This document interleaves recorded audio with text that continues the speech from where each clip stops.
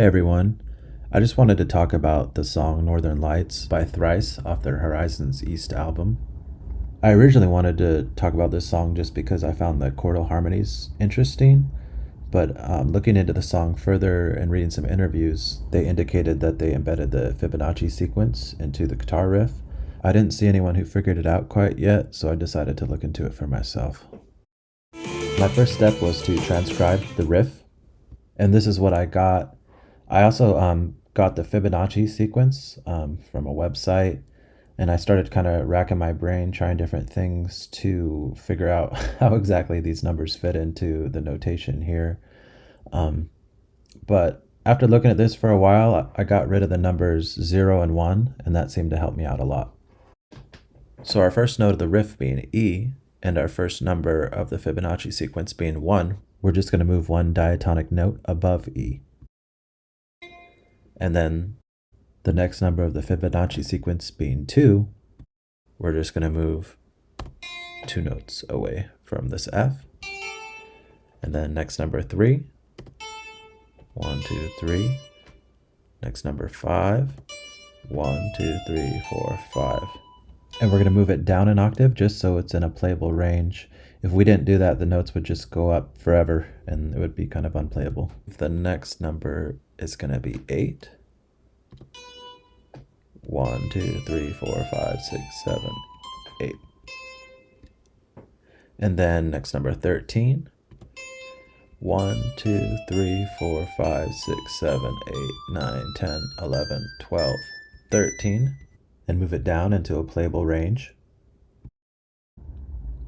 Now the next number, 21, you could sit there and count up 21 notes all day and move it down, but let's use the power of math so we don't have to do as much work. So the first step we need to do is determine if the Fibonacci number is divisible by 7. And you might ask, why 7? Because we're moving all these notes diatonically, and in this diatonic system there's 7 unique notes. So if the Fibonacci number is divisible by 7, then we don't have to move it at all. So if that's not the case, we're going to take the Fibonacci number modulus 7, and then we add plus 1, because in music theory, when we do intervals, we always count the starting note as part of the interval number. For instance, C to E is a third, even though E is only 2 notes up from C. Just in case you don't know or forgot, modulo is just the remainder of when you divide one number by another number. For example, 10 mod 9 would be 1, because 10 divided by 9 is 1, with 1 remainder. Now we're going to take our newfound knowledge and apply it to our riff. So the first number is 21 mod 7. So we have a remainder 0 there, so we are not going to move the note at all. It's going to stay on B. Our next is 34 mod 7. Since we have a remainder plus 1, it's going to be a 7th.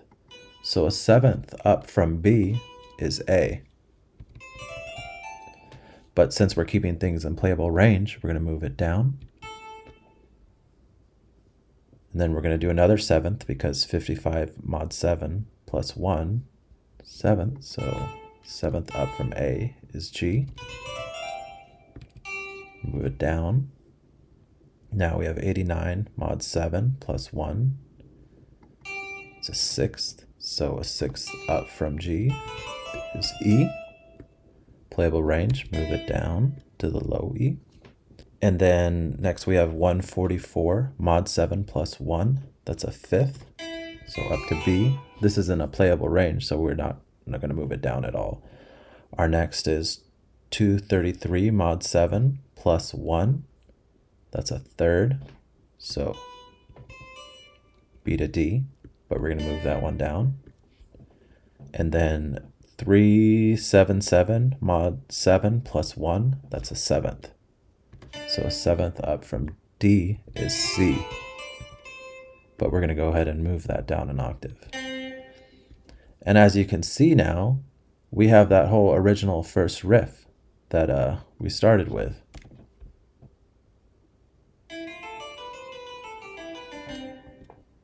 Pretty cool.